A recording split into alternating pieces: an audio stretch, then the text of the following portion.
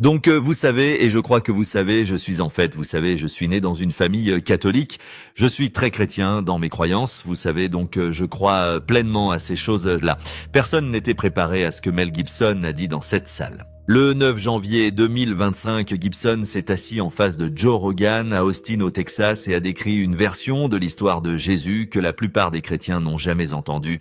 Utilisant un langage si éloigné de tout ce que la religion occidentale a jamais mis à l'écran, Rogan, un homme qui a interviewé des milliers de personnes et qui ne se tait presque jamais, est devenu silencieux, pas un podcast silencieux, réellement silencieux. Le genre de calme où le public à la maison peut sentir le changement d'air. Gibson a déclaré à Rogan qu'il avait passé 7 ans à écrire un scénario avec son frère et l'auteur de Braveheart. Il a dit que l'histoire commence avec la chute des anges. Il a dit qu'il se déplace à travers l'enfer, à travers un royaume appelé Sheol, à travers des dimensions de la réalité qui ne fonctionnent pas selon le temps humain. Il a appelé ça un tripacide. Il a dit qu'il n'avait jamais rien lu de pareil. Et puis il a prononcé les mots qui ont poussé Rogan à se pencher en avant sur sa chaise. Vous êtes dans un autre endroit, vous êtes dans un autre royaume. Joe Rogan a construit le plus grand podcast au monde en remettant sans relâche en question les idées reçues dans tous les domaines sciences politiques, médecine, sport, de combat, conscience. Ce n'est pas un apologiste chrétien, il se décrit comme un ancien catholique devenu agnostique qui trouve la religion organisée profondément problématique. Et lorsque cet homme, ce sceptique spécifique, s'est assis en face de Mel Gibson et a entendu ce que contient réellement l'histoire de la résurrection, selon les plus anciennes sources chrétiennes sur Terre, sa réaction a révélé à l'auditoire quelque chose qu'aucun théologien ou prédicateur n'aurait pu communiquer. Ce que Gibson avait découvert était suffisamment réel pour arrêter un sceptique professionnel au milieu d'une phrase. Ce que Gibson a décrit dans cette interview ne vient pas de la Bible occidentale. Il provenait de manuscrits que l'Église occidentale a tenté de détruire pendant 17 siècles, et le fait que ces manuscrits aient survécu est l'une des histoires les plus extraordinaires de l'histoire de la religion. Soyons précis sur ce qui s'est passé dans cette salle, car le langage spécifique est important. Rogan a interrogé Gibson sur la suite de La Passion du Christ. Gibson a confirmé le titre, La résurrection du Christ, puis s'est immédiatement éloigné de tout ce qu'un cinéaste conventionnel dirait à propos d'un film biblique. Il en faut beaucoup parce que c'est un trip sous acide, a déclaré Gibson. Je n'ai jamais rien lu de pareil. Mon frère, moi et Randall, nous sommes tous rassemblés à ce sujet. Il y a donc de bonnes têtes réunies, mais il y a des trucs fous. Puis il a dessiné l'architecture. Je pense que pour vraiment raconter l'histoire correctement, il faut vraiment commencer par la chute des anges, ce qui signifie que vous êtes dans un autre endroit. Vous êtes dans un autre royaume. Tu dois aller en enfer, vous devez aller au Sheol, a demandé directement Rogan. Alors tu vas vivre l'enfer. Tu vas avoir Satan, tout ça. Gibson hocha la tête. Ouais, bien sûr, il faut avoir son origine. Gibson en a ensuite décrit la portée. Le récit, dit-il, s'étend de la chute des anges jusqu'à la mort du dernier apôtre. Pas une fenêtre de 3 jours, pas un jardin en dehors de Jérusalem, un arc cosmique qui englobe ce que Gibson a appelé les grands royaumes, les royaumes spirituels où le bien et le mal s'affrontent pour les âmes de l'humanité. Il a posé une question à Rogan qui restait dans la pièce comme quelque chose de lourd. Pourquoi sommes-nous importants, petite vieille humanité imparfaite? Pourquoi sommes-nous importants dans ce processus où les grands royaumes se battent contre nous? Rogan n'avait pas de réponse. Et le silence qui a suivi a été le moment le plus révélateur de toute la conversation de 3 heures. Voici ce que la plupart des gens qui ont regardé cette interview n'ont pas réalisé. Chaque élément décrit par Gibson, la chute des anges, la descente à travers de multiples royaumes, le voyage au Sheol, la bataille cosmique entre le bien et le mal à travers plusieurs dimensions, tout cela était déjà écrit il y a près de 2000 ans, ni par Gibson, ni par son frère, ni par l'auteur de Braveheart, ni par des moines vivant dans des monastères à flanc de falaises creusés dans les montagnes d'Éthiopie. Et la raison pour laquelle ces textes ne figurent pas dans votre Bible est l'un des plus grands actes de répression institutionnelle de l'histoire religieuse. Gibson a dit à Rogan qu'il considérait les évangiles comme une histoire vérifiable.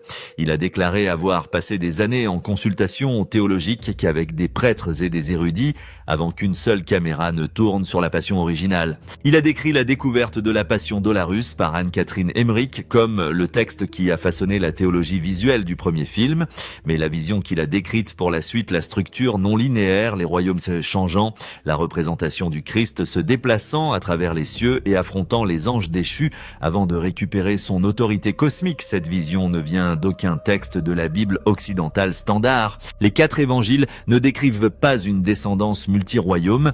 Les lettres de Paul ne cartographient pas l'architecture des 7 cieux. L'Apocalypse offre des aperçus, mais pas un plan structurel. Ce qui contient ce plan exact, avec des détails extraordinaires, ce sont 3 textes anciens qui survivent presque exclusivement grâce à la tradition orthodoxe éthiopienne. Le livre d'Enoch, le livre des jubilés et l'ascension d'Isaïe, il ne s'agit pas de documents marginaux inventés par des étrangers. Le livre d'Enoch a été trouvé parmi les manuscrits de la mer morte à Qumran, confirmant qu'il était largement lu dans les communautés juives qui ont donné naissance au christianisme. Les premiers pères de l'Église, dont Tertullien et Irénée, l'ont cité librement et l'ont traité comme une véritable révélation.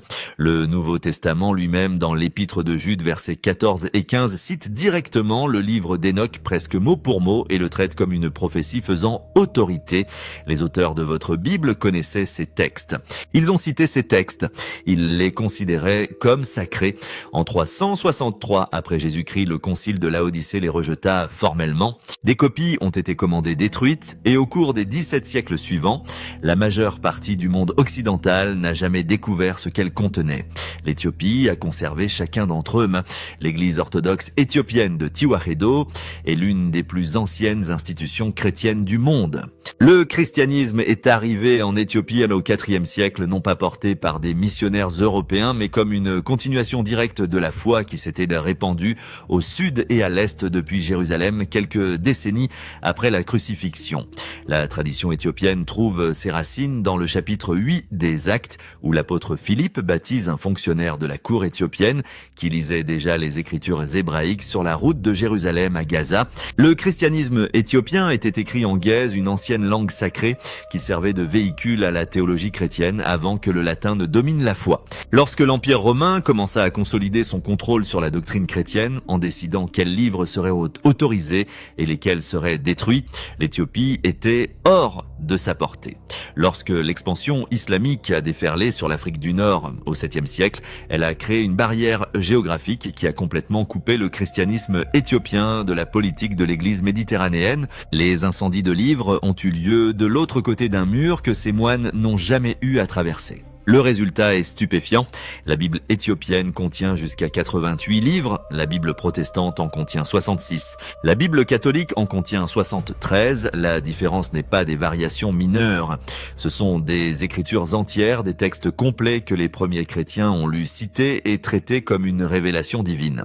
Des textes délibérément exclus des Bibles occidentales par des conseils d'évêques qui ont décidé que les croyants ordinaires ne devraient jamais rencontrer ce qu'ils décrivaient. Parmi les textes conservés par l'Éthiopie, la source exacte de chaque élément cosmique que Gibson a décrit à Joe Rogan. Le chapitre 46 du livre d'Enoch décrit un personnage appelé le Fils de l'homme, l'élu, le juste juge. Sa tête est blanche comme de la laine, son visage dégage une grâce si écrasante qu'elle brise le langage humain. Il siège au centre d'une salle d'audience céleste entourée de rivières de feu. Des anges au pouvoir incompréhensible tombent à genoux. Son autorité s'étend à tous les royaumes, toutes les dimensions à chaque époque. Ouvrez maintenant le livre de l'Apocalypse, le seul texte apocalyptique qui a survécu au filtre canonique occidental. Chapitre 1, versets 14 à 16. Des cheveux blancs comme de la laine, des yeux comme un feu ardent des pieds, comme du bronze raffiné dans un fourneau, une voix comme le rugissement des eaux tumultueuses. Le docteur George Nickelsborg, qui a passé des décennies à l'université de l'Iowa à produire le commentaire anglais définitif sur un Enoch, a mis ces deux textes côte à côte et a déclaré que les parallèles étaient indubitables. L'auteur de l'Apocalypse s'inspire directement de la tradition énochique sans inventer une vision nouvelle faisant écho à une vision déjà ancienne. L'Église d'Occident a gardé l'écho, elle a brûlé la source. L'Éthiopie a conservé la source et ce que cette source décrit est exactement ce que Gibson a dit à Rogan, qu'il mettait des écrans IMAX. L'Ascension d'Isaïe, un autre texte conservé presque exclusivement à travers des manuscrits éthiopiens, a été écrit à la fin du 1er ou au début du 2e siècle. Dans la mémoire vivante des apôtres eux-mêmes, il décrit la structure de la création comme 7 cieux distincts, chacun plus écrasant que le précédent. Au 1er ciel, les anges supervisent les affaires terrestre, tassa. Dans le second, les mouvements des corps célestes sont dirigés.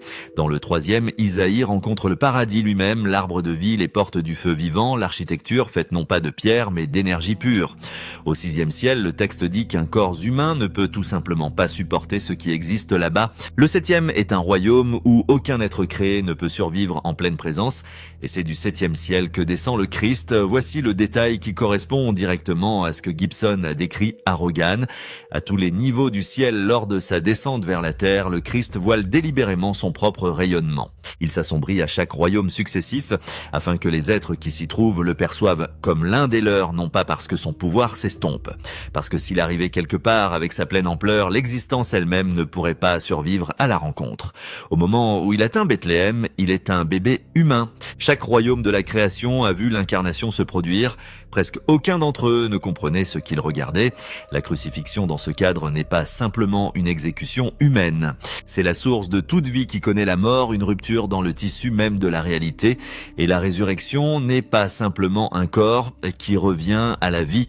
C'est l'être le plus puissant qui existe qui récupère toute sa gloire après avoir volontairement confiné ce pouvoir dans la chair humaine. Chaque voile enlevé, chaque limitation est abandonnée, le plein éclat se déchaîne simultanément en toutes les dimensions.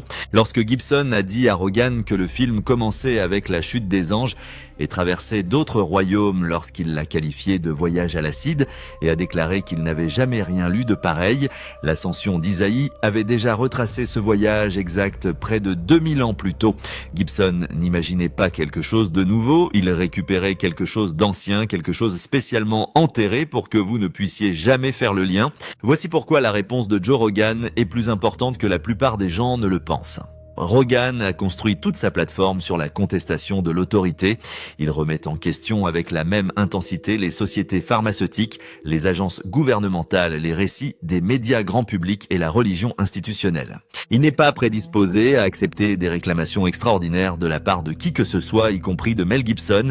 Et pourtant, lorsque Gibson a décrit cette architecture cosmique, Rogan n'a pas résisté, il n'a pas contesté la prémisse, il n'a pas déployé son scepticisme habituel, il a posé des questions complémentaires avec une véritable curiosité. Alors tu vas vivre l'enfer, vous allez avoir Satan, tout ça. Pas de moquerie, pas de licenciement, fascination. Plus tard, dans la conversation, lorsque Gibson expliqua que chacun des apôtres était mort plutôt que de nier ce dont ils avaient été témoins, qu'aucun d'entre eux ne s'était rétracté même, sous la torture, Rogan resta visiblement immobile. Il a reconnu plus tard qu'il s'agissait d'un point de données qui se situe en dehors de la théologie et au sein du comportement humain. Les gens ne meurent pas pour des choses qu'ils savent être des mensonges. Rogan ne s'est pas converti dans cette pièce. Personne ne s'y attendait, mais quelque chose s'est passé entre les deux hommes et le public a pu le ressentir. Un homme qui ne fait confiance à rien des institutions a entendu une description de la réalité si vaste et si spécifique que la rejeter exigeait plus d'efforts que de l'entretenir. Et c'est exactement la réaction que les manuscrits éthiopiens ont toujours suscité chez ceux qui les rencontraient pour la première fois. Pas de croyance immédiate. Quelque chose de plus proche de la reconnaissance. Comme si l'histoire décrite était plus ancienne que les objections qui lui sont opposées. La résurrection du Christ n'est pas une rumeur. Le tournage est actuellement au studio Cinecittà de Rome avec des caméras IMAX sur un calendrier de production de 11 mois. Le budget combiné des deux parties dépasserait les 250 millions de dollars, ce qui en ferait le film le plus cher jamais réalisé par Gibson. Le tournage principal a commencé le 6 octobre 2025. Des tournages supplémentaires ont lieu dans d'anciennes villes du sud de l'Italie, notamment Matera, le même endroit utilisé pour Jérusalem dans la Passion originale. Gibson a passé 7 ans à écrire le scénario avec son frère Donald et Randall Wallace, l'auteur de Braveheart. Les contributions provenaient de théologiens et d'historiens spécifiquement consultés pour leur exactitude biblique et historique. Le film a été divisé en 2 parties. La première partie, le vendredi saint, le 26 mars 2027, et la deuxième partie 40 jours plus tard, le jour de l'Ascension. L'acteur finlandais Jaakko Ottonen a été choisi pour incarner Jésus en remplacement de Jim Caviezel qui était initialement attaché. L'ensemble de la distribution originale a été refondu en raison de considérations de planification et de coûts de vieillissement. Lionsgate gère la distribution nord-américaine. Des sources proches de la production ont confirmé que le film comprendrait des batailles entre anges et démons dans plusieurs royaumes. Gibson a décrit la portée comme s'étendant de la chute des anges à la mort du dernier apôtre, soit environ 60 ans de temps narratif ancré dans les 3 jours entre la crucifixion et la résurrection, mais s'étendant en arrière et en avant à travers l'histoire cosmique. Sur le marché cinématographique américain, on a dit aux acheteurs internationaux qu'ils ne pouvaient pas lire les scénarios avant de s'engager dans des accords de distribution. Dans une industrie entièrement bâtie sur des lectures avancées et des pitch decks, Gibson a demandé aux acheteurs les plus puissants du cinéma mondial de faire des chèques sur la seule foi. La plupart d'entre eux l'ont fait. Dans les montagnes du Tigré au nord de l'Éthiopie, des monastères creusés dans des falaises abruptes accessibles uniquement par des cordes et à main nue sont les gardiens de ces textes depuis plus de 15 siècles. Les évangiles de Jérima datés au radiocarbone par l'université d'Oxford entre 330 et 660 après Jésus-Christ comptent parmi les plus anciens manuscrits chrétiens, illustrés connus pour avoir survécu sur terre. Les illuminations en couleur de la vie du Christ ont préservé un état étonnant à l'intérieur d'un monastère de montagne dont le monde occidental ignorait l'existence. Ces moines n'avaient jamais anticipé ce moment. Ils ne savaient pas qu'un cinéaste dépenserait $250 million pour projeter ce qu'il avait conservé sur les écrans IMAX. Ils ne savaient pas qu'un podcasteur d'Austin au Texas resterait silencieux en entendant leur texte décrit pour la première fois. Ils ont simplement copié, ils ont prié. Ils avaient confiance. Pendant 1500 ans, à travers la guerre, la famine et l'isolement total du reste de la chrétienté, ils ont tenu le coup. Ils ont préservé un Christ que l'institution romaine jugeait trop vaste, trop cosmique, trop direct pour la consommation publique. Un être qui se déplaçait à travers 7 cieux, voilant son propre rayonnement à chaque niveau afin que la création ne se brise pas. Un personnage qui n'est pas seulement mort sur une croix à Jérusalem, mais qui est descendu à travers tous les domaines de l'existence, a affronté des anges déchus sur son propre territoire et a récupéré son autorité dans des dimensions auxquelles la Bible occidentale fait à peine allusion. Gibson a trouvé ses manuscrits. Il a passé 7 ans à en faire un scénario.